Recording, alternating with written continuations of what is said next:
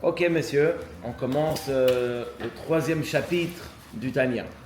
On a expliqué d'abord dans les premiers chapitres la dualité, ce combat, ce conflit intense, constant qu'il y a entre deux dimensions en nous, celle de l'ego et celle de la divinité.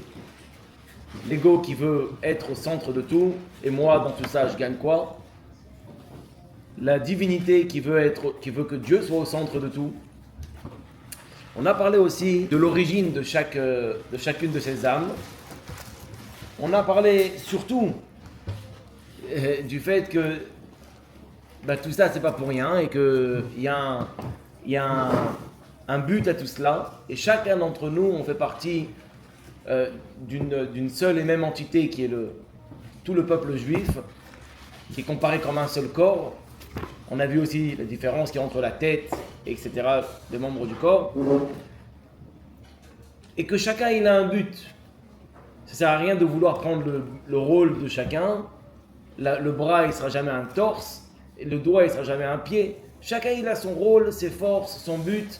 Donc, au lieu de concentrer vers l'extérieur, il essaie de nous dire, regarde, je vais t'expliquer qui tu es, ce que tu as. Et toi, tu vas savoir, grâce à ça, c'est quoi ton but sur Terre. Ça me fait penser à ce jeune homme qui a fait une tentative de suicide. Et comme on a parlé donc du Rav Manis Friedman, justement, il a raconté cette histoire-là dans son livre. Une histoire intéressante. La maman, elle l'a appelé, elle lui a dit, écoute, mon fils, il a tentative de suicide, essaie d'aller le voir, tout ça. On est juif, on n'est pas du tout religieux. Alors il y a le curé qui vient de passer, ça n'a pas marché, peut-être que toi tu peux faire quelque chose. Et lui, c'était un jeune rabbin, et bon, il dit, je vais y aller. Il va dans l'asile psychiatrique dans lequel il a été donc hospitalisé. Et donc il arrive là-bas, il voit le jeune homme, il va essayer de lui parler. Le jeune homme, il est très réticent, il lui montre pas aucun signe comme quoi il veut qu'il soit là, il l'écoute même pas. Alors à un moment il lui dit, écoute, le curé il est déjà passé, je sais ce que tu vas me dire, c'est bon, j'ai déjà entendu tout ça, laisse-moi tranquille. Il dit, ah bon, et qu'est-ce qu'il t'a dit le curé?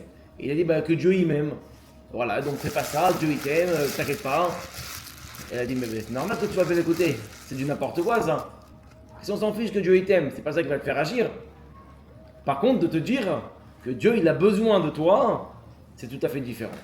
Si tu es sur terre, c'est pour un but bien précis. Alors mon fils, arrête d'être concentré sur toi. Je vais me tuer, je vais pas me tuer. T'es pas là pour décider on t'a confié quelque chose, c'est pour un but en particulier. Et mets ça en application, tu vas voir que toutes tes idées noires, elles vont partir.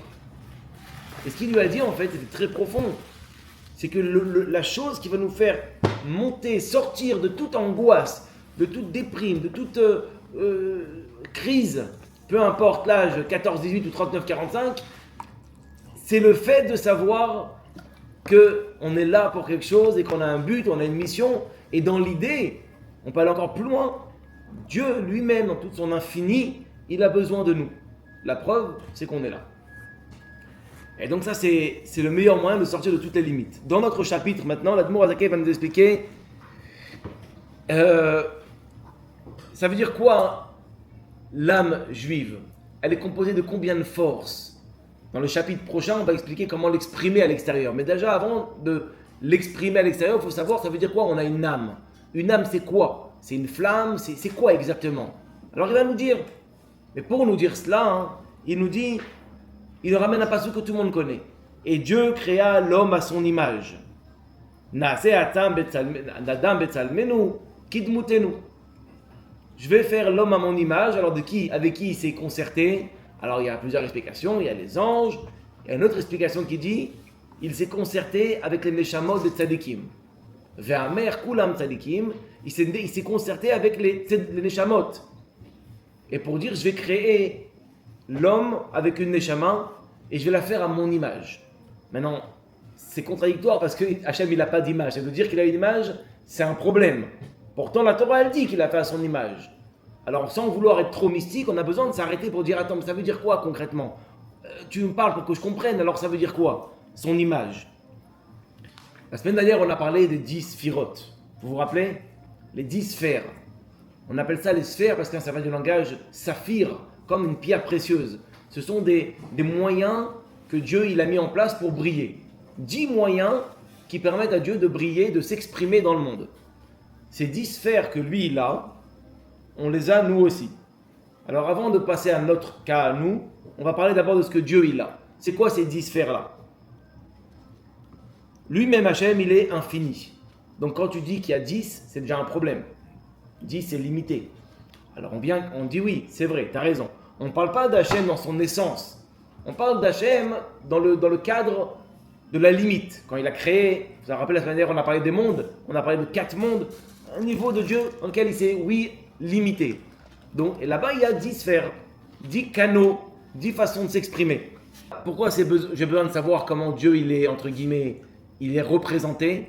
Parce que quand je vais savoir comment Dieu, il est représenté, je vais comprendre comment moi, je suis profondément. Et à partir de ça, je vais pouvoir agir, je vais pouvoir comprendre, je vais pouvoir développer, je vais pouvoir sortir de mes blocages. Des fois, une personne, elle vient, elle se dit, mais moi, je ne peux pas faire ça, c'est pas pour moi. Non, et là, la Torah te dit en vérité, chacun, il peut être tout. Chacun, il peut être tout.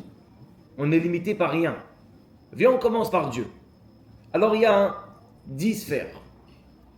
On va expliquer, vous allez voir, c'est pas aussi, c'est un peu abstrait, mais je vais rendre ça vraiment concret. Bezrat Hashem Yitbarach. Il y a 3 forces intellectuelles et 7 forces sentimentales. Chez Hashem, 3 forces intellectuelles et 7 forces sentimentales. Maintenant, on met de côté pour l'instant les forces intellectuelles. On va s'arrêter sur les 7 sphères. La semaine dernière, on a parlé. Le Chesed, Gvura, Tiferet, Netzach, Od, Yesod et Malchut. Ok? Maintenant, ce 7-là, vous pouvez penser à quoi? Le chiffre 7, naturellement. 7 jours de la semaine. Regardez, on parle encore plus loin, il y a les 7 années de la Shemitah. Et il y a, dans la Torah, on verra que quand on arrive à une certaine plénitude, c'est souvent le chiffre 7 qui se ramène. Et Dieu, il a créé le monde en 7 jours. Et chaque jour, il a sa création. Maintenant, pourquoi Hachem, il a créé en premier lieu, le premier jour, le soleil? C'est quoi la raison? Pourquoi cette préférence? Alors, comment ça s'est passé? Chacun de ces canaux-là, chacun de ces lumières, de ces aspects de Dieu, elles se dévoilent dans les jours de la semaine. Par exemple, le dimanche, ok, il y a dans ce monde, il y avait dans le monde que Dieu il a créé, la tribu de bonté. La bonté, c'est être avenant, c'est être souriant, c'est aller vers les autres. Et donc, comme c'est le jour qui représente le chesed, Hachem, il a créé le soleil. C'est pas l'inverse. C'est pas qu'il y ait le soleil, donc il va avoir le chesed. Non. Dans le monde, il n'y a que Hachem. La vérité absolue, c'est qu'il n'y a que Hachem. Donc, comme ce jour-là, Hachem il a décidé de créer aussi d'autres choses, par un monde, alors le premier jour qui représente le chesed, on va créer le soleil. Ça continue avec le lundi. Lundi, c'est déjà la tribu de, messieurs, chesed, après chesed, gvura, la rigueur. Hachem, il sépare les eaux d'en haut et les eaux d'en bas. La rigueur, ça représente les limites. Les eaux d'en haut, elles vont rester en haut, c'est les nuages. Les eaux d'en bas, elles vont rester en bas, c'est la mer. Après, ça continue. Tiferet. Tiferet, c'est l'harmonie, c'est l'équilibre. Ni trop chesed, ni trop gvura. C'est entre les deux. C'est le jour où Hachem il a décidé de créer la terre. C'est-à-dire qu'on va faire une séparation maintenant entre la terre, les eaux, pour pas que les eaux elles remplissent la terre. On va faire une vraie séparation. L'équilibre entre dans le monde, tout simplement. On continue. Chesed, Gvura, Tiferet, Netzach. Netzach, c'est la constance et c'est la constance. Quand tu as envie de gagner, tu as envie de réussir, c'est quand on est en constant. Netzach chez Hachem, cet attribut de Netzach qu'il y a dans le monde, ça représente les astres qui sont toujours constants. Ils font toujours le même parcours, toujours le même système, il n'y a rien qui change. C'est la notion des astres. Et ce jour-là, effectivement, le 4e jour, Hachem il a créé les astres. Le 5e jour, c'est Hod. Hod, c'est la beauté, la splendeur. La splendeur, c'est quand il y a plusieurs choses qui s'associent ensemble. Comme on dit que la tunique de Yosef, elle était splendide. Pourquoi? Parce qu'il y a plusieurs couleurs. Ce jour-là, il a créé les poissons, il est tout ce qui se passe tout ce qu'il y a dans la mer. C'est une multitude de choses. Jusqu'à présent, on n'est pas encore arrivé à voir ce qu'il y a dans la mer. Tellement que c'est nombreux et c'est splendide, c'est magnifique. Le 6e jour, c'est Yesod, c'est la stabilité, c'est déjà la base. Yesod, c'est la base, comme les Yesodot, c'est les fondations. C'est le jour où Hachem il a créé tous les animaux, de la terre. Pourquoi c'est une base des animaux? Parce que les animaux, ils ont toutes les caractéristiques qu'il y a chez les hommes. C'est toute cette pluralité d'animaux, ça représente toutes les bases qui sont chez l'homme. Tu prends le lion, ça représente la force, la rigueur. Tu prends la para, c'est la poriout, c'est la multiplication, le fait de bria verivia, la multiplication. Tu veux prendre n'importe quel des animaux, il a une particularité, comme le chat, qui est mystique, qui est un petit peu... on ne sait pas de qu'est-ce qu'il est exactement, qu'est-ce qu'il veut exactement. Le kélev, qui est cool aux lèvres, qui représente l'attachement à son maître. Chacun des animaux, il a une représentation de quelque chose.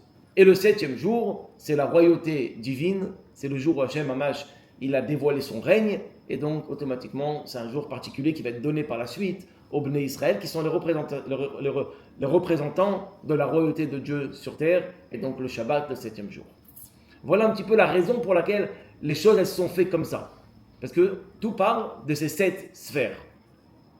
Maintenant, à part ça, on a dit qu'il y en a 10. Pourquoi alors dans ce cas-là, il n'y a pas 10 jours de semaine? Parce que les 3 autres, ce sont les dimensions intellectuelles. Quand Hachem il a créé le monde, son plan d'architecture, sa base, sur quoi il s'est basé, c'est son intellect. Et après, il a créé le monde. Comme nous, quand on veut faire un meuble de chez Ikea, eh ben, on a le plan et on construit. Donc ça, c'est comparé à l'esprit, et après, le reste, c'est le sentiment. La faculté, la particularité de l'humain, c'est qu'il est un penseur, contrairement à l'animal qui lui seulement ressent. Donc nous, on est plus qualifié comme la dimension intellectuelle. Mais bon, qu'est-ce qu'on peut faire si on est beaucoup plus sentimental, on se ressent beaucoup plus à travers les sentiments qu'à travers la réflexion. On est beaucoup plus sentimental que réfléchi, dans la majeure partie des cas. On s'identifie beaucoup plus avec nos sentiments qu'avec notre intellect. Pour qu'on comprenne vraiment par rapport à nous. J'ai fait pendant la période de Sfirat HaOmer, tous les jours, j'ai expliqué chacune des midot. Je ne peux pas le faire maintenant parce que c'est 49 jours, mais je vais le faire en rapide pour que ça ne reste pas trop abstrait. Donc nous, on est fait à l'image de Dieu. Ok, ça veut dire qu'on a toutes ces particularités en nous. Il ne peut pas dire ah non, moi je ne suis pas du tout dans le don. Moi je suis très comment dire, intérieur, je suis introverti, je ne veux pas parler, je ne suis pas avec les gens, laisse-moi tranquille. Alors quoi, il est où le chesed en toi? Si tu es fait à l'image de Dieu, tu es censé aussi aller voir les gens. Ou alors la rigueur. Moi, je n'ai pas de rigueur, je ne sais pas être rigoureux.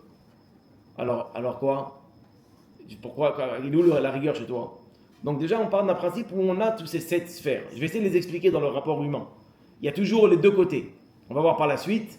Il y a les midot de l'âme divine et les midot de l'âme animale. Je vais faire vraiment très vite pour expliquer un petit peu dans le comportement idéal, ça représente quoi. Chesed, ça représente le don. Être avenant, être souriant, être agréable, aller vers les autres, pas amener les gens vers moi. Ça, c'est le chesed.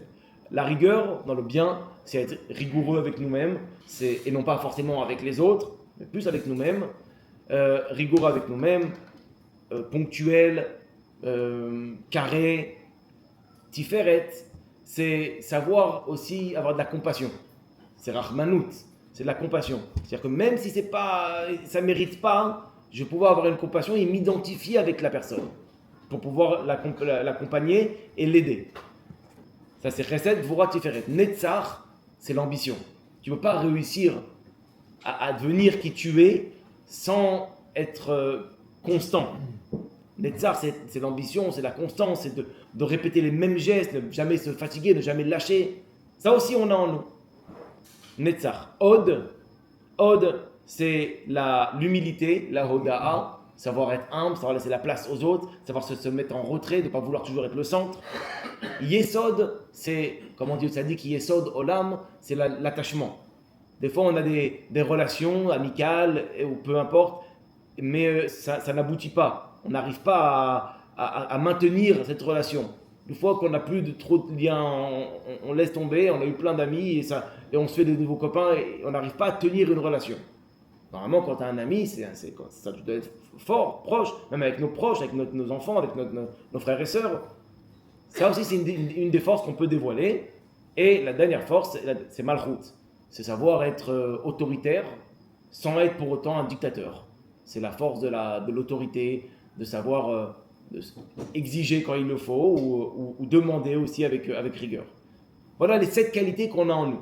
Maintenant, la question, elle est, pourquoi on ne dévoile pas tout cela? Comment on fait pour dévoiler tout ça?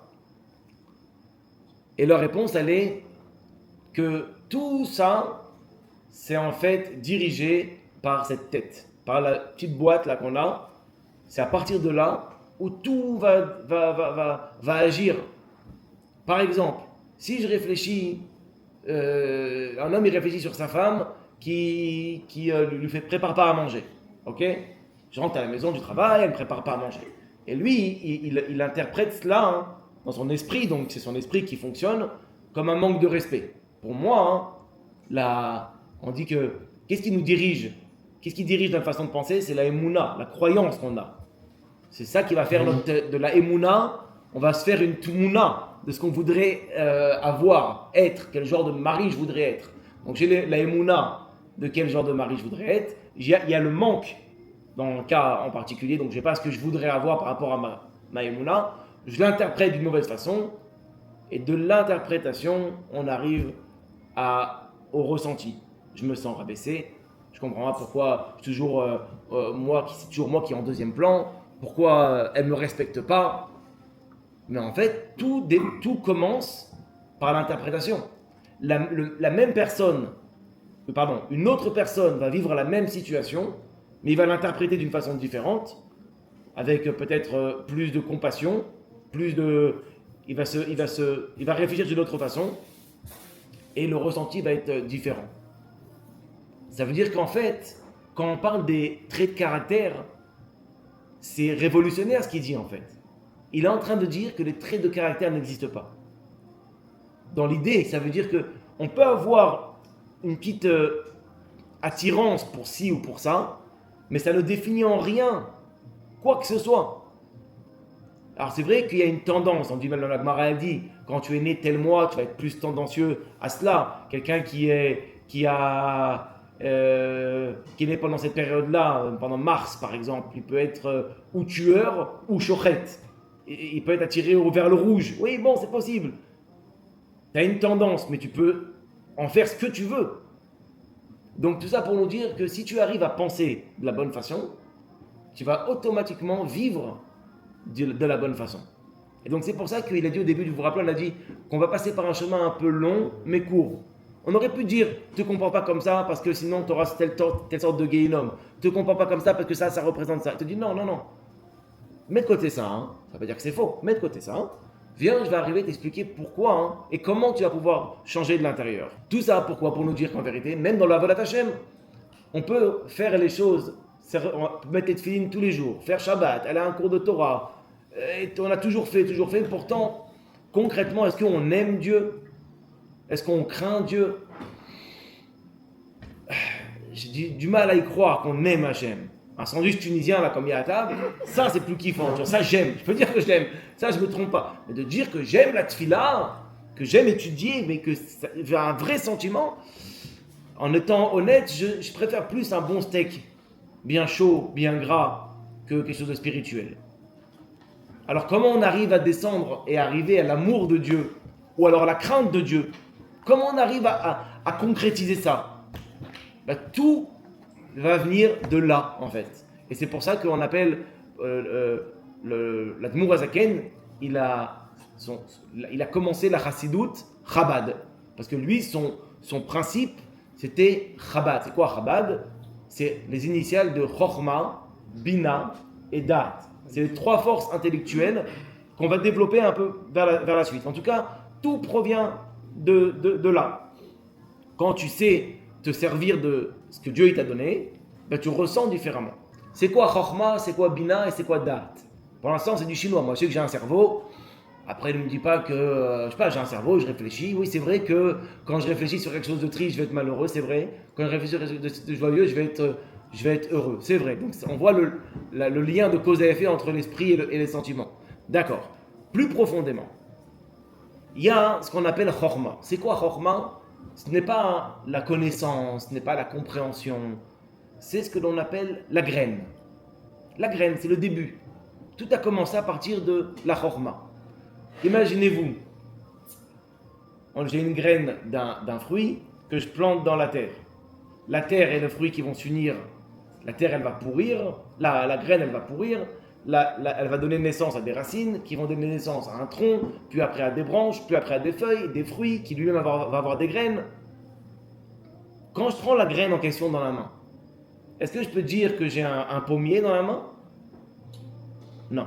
Mais d'un autre côté, est-ce que je peux dire que c'est pas un potentiel de pommier? C'est-à-dire oui et non en fait. J'ai pas le concret, mais dans cette graine-là, en potentiel, il y a une infinité de pommiers. Une infinité d'arbres en potentiel, parce que ça a donné tout le reste, qui a donné un fruit avec plein de graines à l'intérieur. Donc ça c'est l'image de Chorma. Chorma c'est la graine. Si on reprend un exemple concret, même avec la Torah.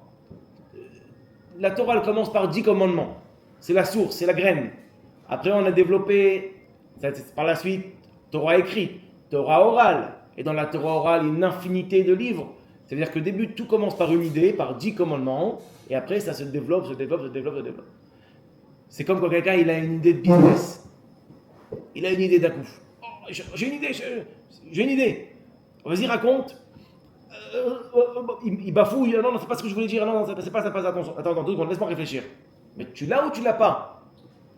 C'est ce qu'on appelle l'éclair. Comme dans les dessins animés, là, tu vois la petite ampoule. Il n'y a rien encore. Il y a juste l'éclair. Ça, c'est Chochma. C'est ce que l'on appelle Koach Ma. Chochma, c'est les initiales de Koach Ma. Et c'est ce qu'il a dit Moshe Rabbeinu à Hachem. Regardez un petit peu. Chochma, c'est l'aspect le plus profond de notre esprit qui est relié avec notre nefesh. Ça veut dire qu'il existe sans exister. Il est tellement annulé qu'il fait partie du nefesh presque. Il est juste le point qui va commencer le développement. Ça me fait penser à qui ça? À Moshe Rabbeinu.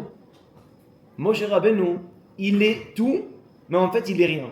C'est-à-dire que c'est le plus grand leadership de tous les temps, c'est le plus grand prophète de tous les temps, pourtant il est inclus tellement dans Hachem, il est tellement annulé à Hachem, que en fait tu vois plus, tu les mets dans le même niveau, Yaminu Bachem ou Moshe Avdo, tu les mets au même niveau. Tfila le Moshe, Ish a Elokim, Chetzio le Mala, I Elokim, Chetzio le Mata, Ish. C'est comme la sagesse, la chorma. C'est ce qu'on appelle koachma, la force de dire ma. La dimension d'annulation totale avec ce qu'il y a au-dessus. Dans le concret, ça veut dire quoi? Pour avoir une émanation de quelque chose de profond, de nouveau, de révolutionnaire, une idée qui va tout changer dans ton avodat Hashem ou dans ta vie, tu dois être entier et un avec toi. Je vous raconte une anecdote. La semaine dernière, on m'a invité à faire une conférence dans un endroit. J'avais prévu de donner un sujet, et la personne elle m'appelle. Ah non, mais s'il vous plaît, finalement, on change de sujet. Est-ce que vous pouvez nous faire le cours sur ça? C'est très important, et elle m'a donné beaucoup de raisons. Et je m'en ai un jour avant, ça me prend au moins un jour et demi pour écrire ce qu'il faut. Je lui dis bon, je vais faire le maximum. Je vous promets pas, je vais faire le maximum. Je me suis assis et j'ai commencé à penser par quoi je vais commencer. Il faut construire, il faut développer, par quoi je vais commencer. Et j'avais aucune inspiration. Aucune inspiration. J'étais bloqué, ça venait pas, et le temps il passe, et en même temps j'étais concentré, les téléphones, les enfants, la famille, j'ai rien construit, j'ai rien. Et je sais qu'il y a la personne en question, ça lui tenait vraiment à cœur. Je suis arrivé, on était au milieu d'après-midi, je n'avais rien préparé. J'ai dit, bon, je ne peux rien faire. Je vais arriver là-bas comme ça. Mais j'avais trop de la peine de lui faire de la peine. Et après, dans la voiture, en arrivant là-bas, j'ai pris conscience. Pourquoi j'étais bloqué? Parce que voilà, des fois, ça m'arrive d'improviser des cours de Torah, et ça parle, et ça se développe, et ça passe bien. Pourquoi j'étais bloqué? En fait, j'avais tellement peur de décevoir. Il y avait tellement une attente qui était haute, il y avait beaucoup de monde, on attendait de moi, donc l'inspiration ne venait pas parce que mon ego il laissait pas l'inspiration arriver. J'étais trop occupé avec moi-même, il y avait trop de moi, qu'il n'y avait pas de koachma, il n'y avait pas de connexion avec le nefesh, c'était bloqué. Texto ce qui s'est passé, J'ai pris conscience de ça dans la voiture. J'ai dit, Ribono Shel Olam, fais de moi et ton chaliar que les choses elles se passent et que ça passe à travers moi. Voilà, je vais commencer, fais que ça coule. Je suis arrivé là-bas, j'avais le livre en dépannage, au cas où. Je l'ai ouvert et j'ai dit, voilà, merci d'avoir invité. Vous m'avez demandé de parler de tel sujet, alors je vais le faire. Au moment où il dit alors je vais faire, je ne savais pas ce que j'allais dire. Je ne savais pas ce que j'allais dire. Et d'un coup, j'ai une histoire. J'ai raconté l'histoire, j'ai vu que l'histoire avait un lien, je l'ai raconté. Et de là, j'ai parlé pendant 1 heure du sujet en question. Et le cours, il était magnifique. Elles étaient heureuses, elles étaient gentilles, elles étaient contentes. Et c'était une improvisation, je dirais que j'étais inspiré. Parce que là, je me suis annulé en fait.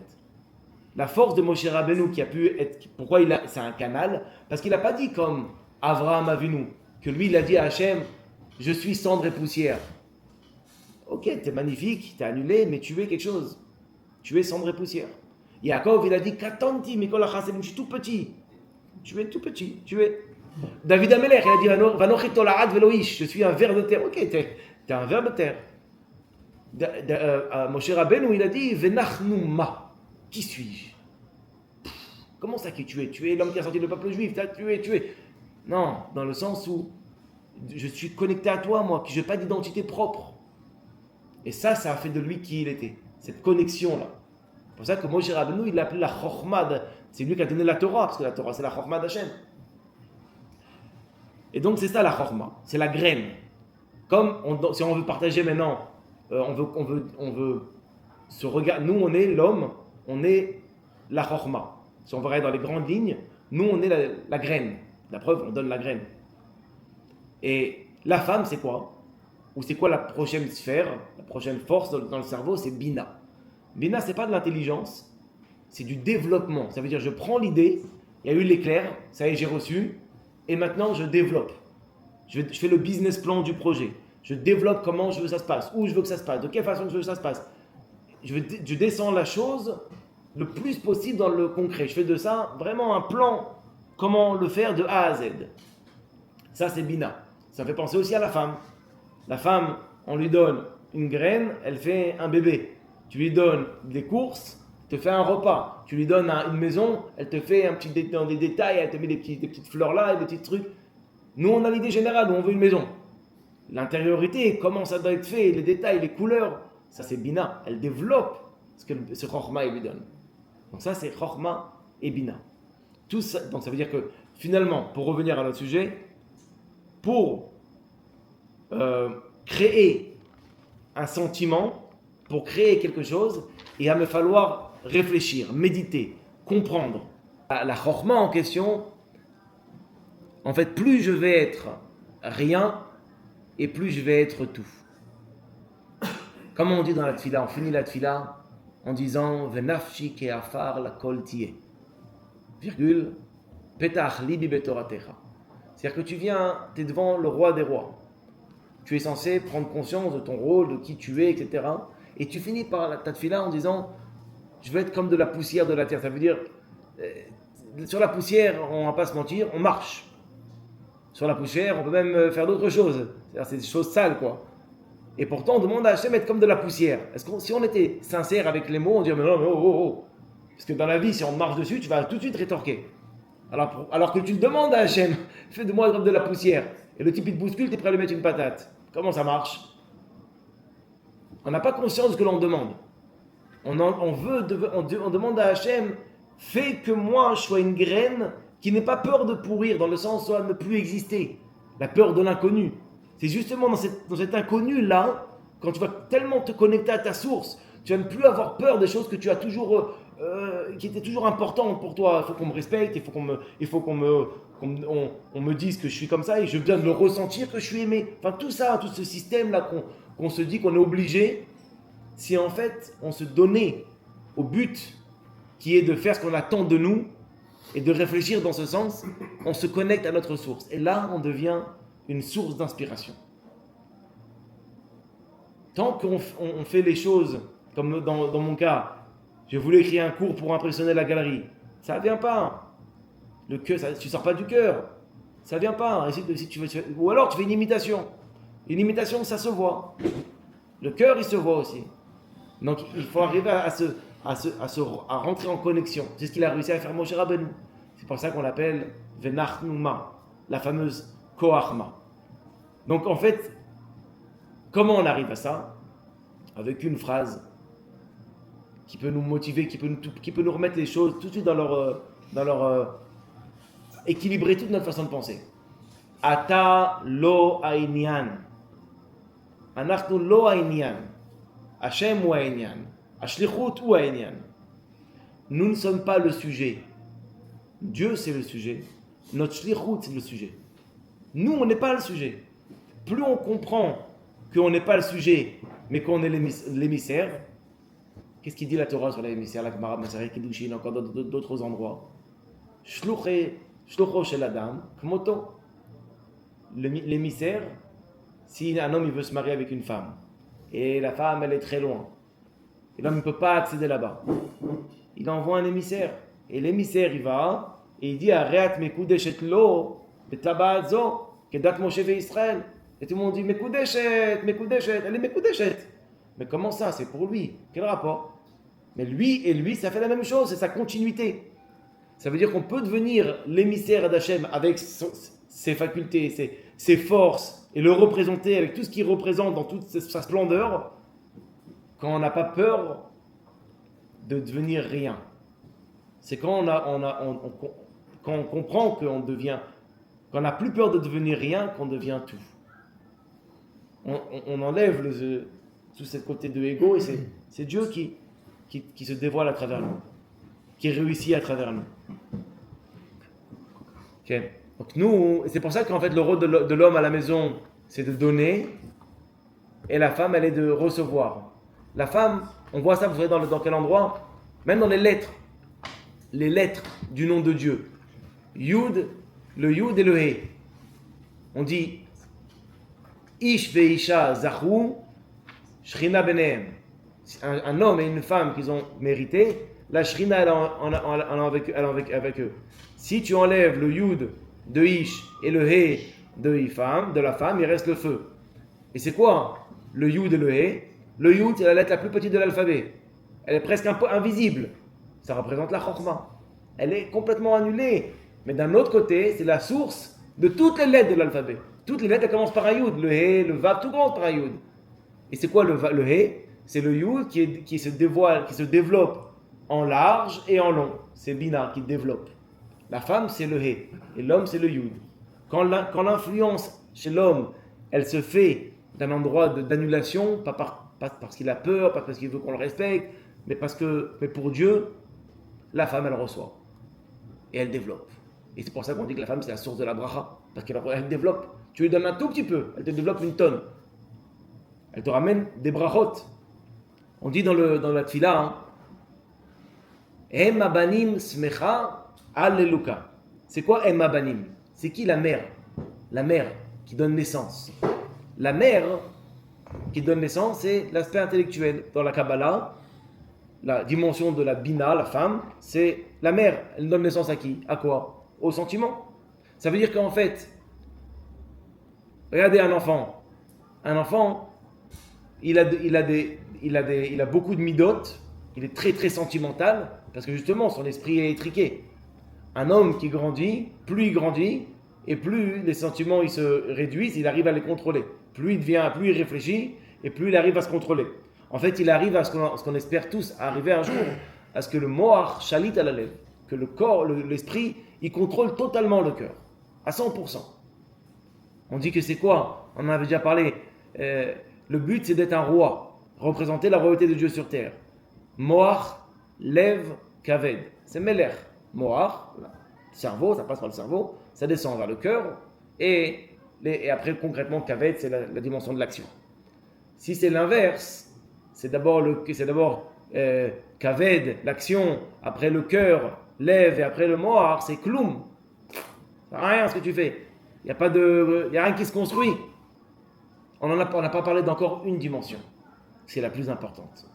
On a parlé des forces sentimentales, magnifiques. On a parlé des forces intellectuelles, on n'a parlé que de deux. il en manque une troisième. C'est la force la plus importante. Tout ça, c'est pour nous amener à quoi concrètement? Donc il y a la retenue, savoir se contrôler devant une tentation, tourner la tête, fermer les yeux, ouvrir les yeux des fois pour le bien.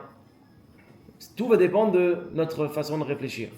Ok, maintenant, par rapport à Hachem, l'amour et la crainte de Dieu. Comment on obtient l'amour et la crainte de Dieu? Il y a plusieurs niveaux. Celui qui la chassidoute, elle ne va pas beaucoup parler, c'est l'amour de Dieu par intérêt et la crainte de Dieu par intérêt. On évite. On ne va pas voir beau. Ce sont des niveaux qui existent, mais on ne veut pas s'attarder là-dessus parce que on sait que ça n'a pas de force. Par exemple, quand tout ton amour pour Hachem, il est basé sur ta récompense, j'aime Hachem parce qu'il m'envoie une parnassa, j'aime Hachem, c'est du donnant-donnant. On a compris déjà la semaine dernière que le donnant-donnant, c'est animal. Nous, ce qu'on veut, c'est un attachement dénué de toute condition et de tout intérêt. Pareil pour la crainte. Si tu fais Torah au miso parce que tu as peur qu'il arrive des malheurs à ta famille, ou tu as peur de ne pas avoir de parnassa, ou tu as peur du Gehinom, tu as peur d'un flic. Donc un, c'est une carotte, tu avances pour la carotte, et l'autre, tu as peur du policier.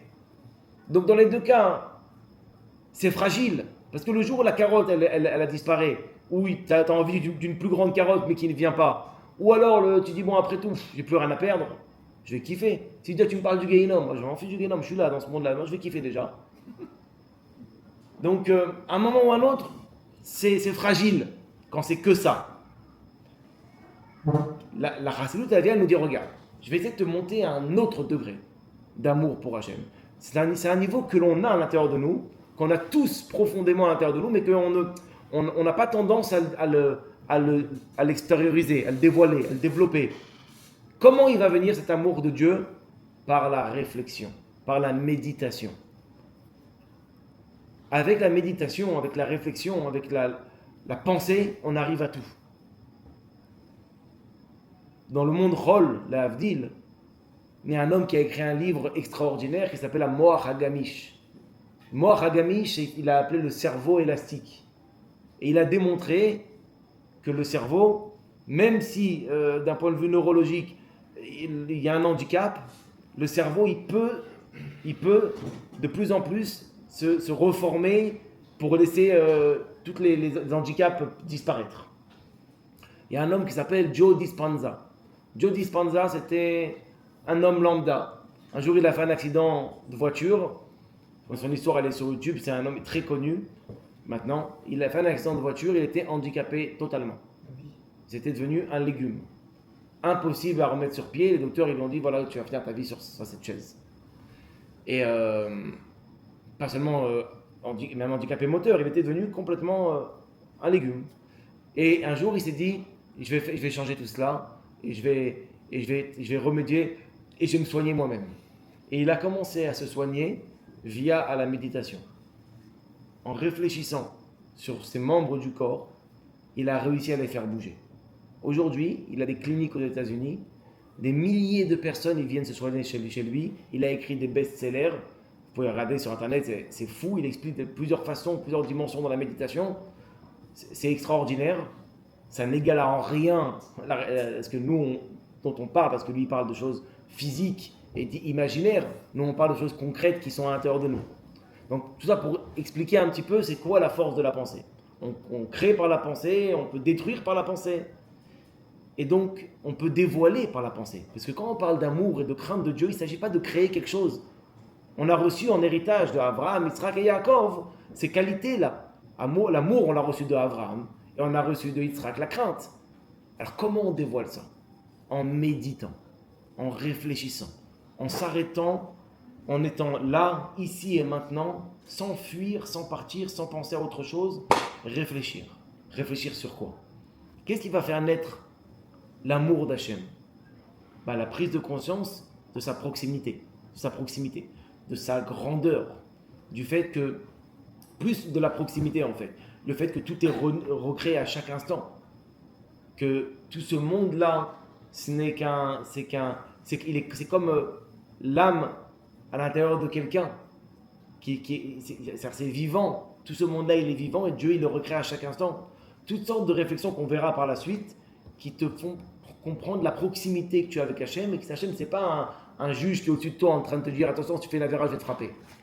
Au contraire, ça t'amène à la crainte ou alors à l'amour quand tu attends quelque chose. Mais c'est des choses très, comme on l'a dit, c'est superficiel.